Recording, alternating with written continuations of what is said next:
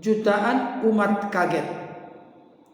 11 agama di dunia pakai kerudung, jilbab, atau hijab.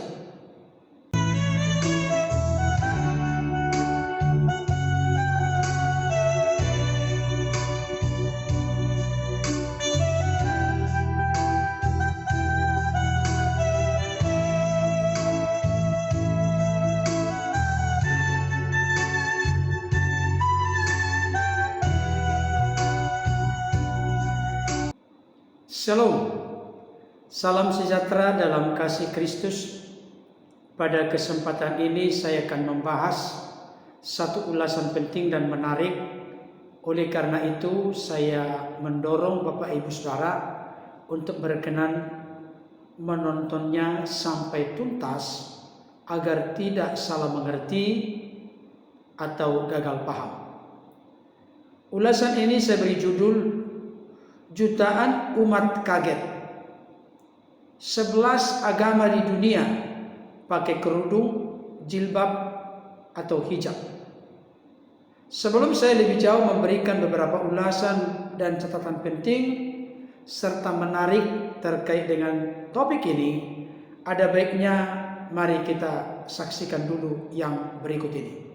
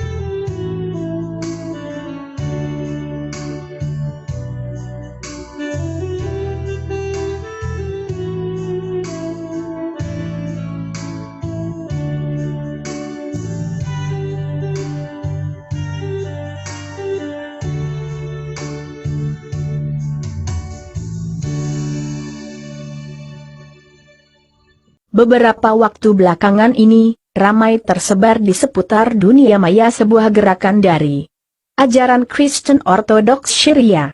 Dari agama Kristen ini dari tampilan luarnya mirip dengan tampilan kaum muslim.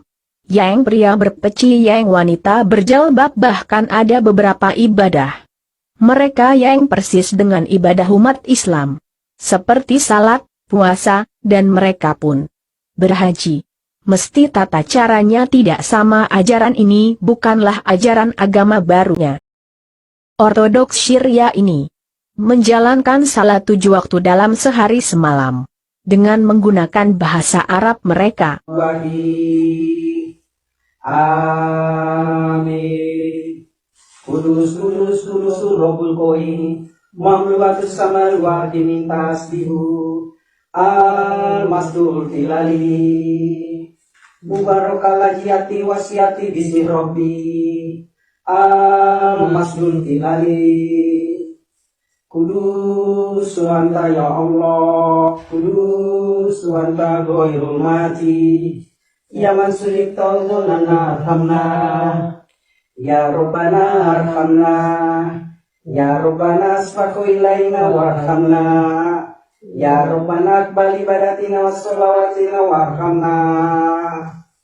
Subhanakallahumma, subhanaka ayyuhal khaliq, subhanaka ayyuhal malikul masih, ar-rabba bil kotota barik ya Rabba abika, barik ya Allah. Abana lanci samawat, lihat pada si suka, lihat di malakatuka, ditakun masyatuka kama fisamai hasalikala. Juga membaca Al-Injil dalam bahasa Arab seperti orang Islam sedang mengaji Al-Quran.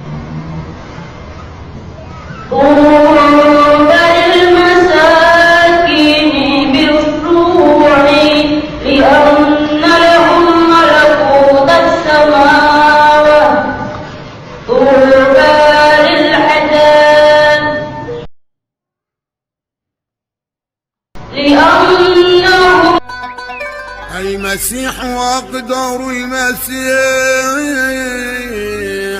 أقدر،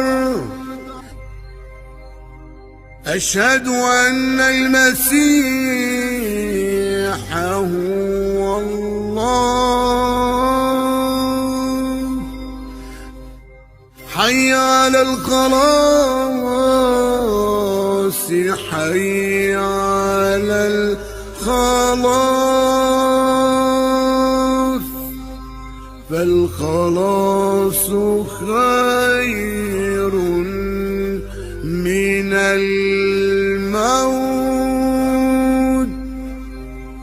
فالخلاص خير خير خير من الموت. حي على الصلاح، حي على النجاة، فالخلاص خير خير خير من الموت. المسيح أطهر، المسيح أطهر، لا إله إلا هو. Baik Bapak Ibu Saudara, tadi kita sudah menyimak, memperhatikan dan menyaksikan tayangan yang sudah saya tunjukkan kepada Bapak Ibu Saudara. Dari ke-11 yang dimaksud itu Katolik, Kristen, Kristen Ortodoks, Yahudi Ortodoks, Sabean atau Mandean, Druze, Zoroaster atau Majusi, Yazdanisme, Jainisme, Sikh, dan Islam. Saudaraku yang dikasihi oleh Tuhan, ke-11 agama-agama ini ternyata bukan lagi menjadi sesuatu yang asing terkait dengan memakai kerudung, jilbab atau hijab. Hal penting yang perlu menjadi sorotan dan perhatian bagi kita saat ini adalah bahwa memakai kerudung, jilbab atau hijab itu bukan ajaran baru dalam konteks kekristenan, termasuk juga Kristen Ortodoks atau Katolik. Kita tahu bersama sejarah membuktikan bahwa saudara-saudara kita umat Islam atau Muslim itu muncul sekitar abad 6 sampai 7 Masehi. Jauh sebelum munculnya agama Islam atau Muslim, ternyata Kristen Ortodoks, Katolik maupun Kristen telah akrab terkait dengan kerudung atau bisa juga disebut dengan jilbab atau hijab. Sekali lagi saya tegaskan, itu bukan sesuatu yang baru. Oleh karena itu, catatan penting dan menarik yang perlu menjadi sorotan dan perhatian bagi kita adalah untuk saudara-saudara kita yang datangnya belakangan, yang muncul abad ke-6 sampai 7 Masehi, tidak perlu dan tidak tepat dari segi historis sejarah membuat klaim bahwa kerudung, jilbab atau hijab itu adalah budaya dari saudara kita Islam yang ditiru oleh Kristen Ortodoks, Katolik atau Kristen. Itu adalah sesuatu yang terbalik. Yang berikutnya, ketika orang-orang Kristen, misalnya seperti model seorang apologet Kristen yang memiliki wajah yang sangat cantik, yaitu Mikana memakai jilbab atau kerudung atau hijab, maka saudara-saudaraku dari luar kekristenan tidak perlu kebakaran jenggot ketika dipakai hal itu. Kenapa saya katakan demikian? Alkitab yang sudah ditulis rampung sekitar abad pertama, saya ingin tegaskan 1 Korintus 11 ayat yang ke-5 berkata begini, tetapi tiap-tiap perempuan yang berdoa atau bernubuat dengan kepala yang tidak bertudung atau berkerudung menghina kepalanya, sebab ia sama dengan perempuan yang dicukur rambutnya. Jadi terkait dengan bertudung atau berkerudung, berjilbab atau berhijab, di Alkitab Kristen ada. Tetapi saya ingin tegaskan kepada kita saat ini, di sini yang sering salah kaprah banyak orang-orang di luar sana. Memang firman Tuhan ini secara spesifik ditujukan kepada jemaat Korintus, tetapi bukan menjadi sebuah keharusan. Tetapi kalaupun itu dilakukan, tidak ada masalah, karena ada pernah pengalaman dalam sejarah jemaat Korintus di mana Rasul Paulus memberikan usul nasihat masukan supaya perempuan yang berambut panjang itu bertudung, berkerudung, berjilbab atau berhijab. Tetapi dalam konteks Kristen sekarang, apakah ada yang memakai? Ada. Seperti saya sebutkan tadi, Katolik, Kristen, Kristen Ortodoks itu bukan merupakan sesuatu yang aneh atau asing ketika memakai jilbab. Tetapi perlu kita perhatikan, itu bukan intisari dari kekristenan. Kenapa saya katakan demikian? Ini yang perlu dimengerti, dipahami oleh saudara-saudaraku di luar kekristenan. Kekristenan itu bukan semiskin sedangkal syariat, hukum, aturan, perbuatan baik, amal saleh, agama. Tidak. Saya tidak katakan bahwa itu semua tidak perlu. Tetapi yang menjadi maksud dan tujuan kedatangan Yesus ke tengah-tengah dunia, bukan itu yang menjadi intisari utama. Bukan. Tetapi manusia yang sudah jatuh dalam status perbudakan perhambaan dosa, yang mana manusia tidak mampu untuk menyelamatkan dirinya dari perhambaan perbudakan dosa, ketidakberdayaan, ketidakmampuan inilah di mana Yesus sang firman yang nujul menjadi manusia. Dia rela mati di kayu salib untuk menjadi penebus manusia yang tidak berdaya tadi. Ini yang utama. Jadi yang terpenting dalam hidup ini yang bawa manusia ke surga bukan syariat, hukum, aturan, perbuatan baik, amal saleh, bukan. Kalau di keyakinan orang-orang di luar Kristen ada demikian, ya silahkan. Tapi kekristenan bukan di situ yang menjadi tujuan pokok. Kalau dilakukan silahkan, kalau tidak ya tidak apa-apa. Khususnya terkait dengan kerudung ini. Kalau orang Kristen mau melakukan, tidak apa-apa. Dulu waktu saya masih kuliah di sebuah sekolah tinggi teologi. Karena kita ini kan diajarkan di dalam perkuliahan bagaimana melakukan pendekatan pelayanan yang kontekstual.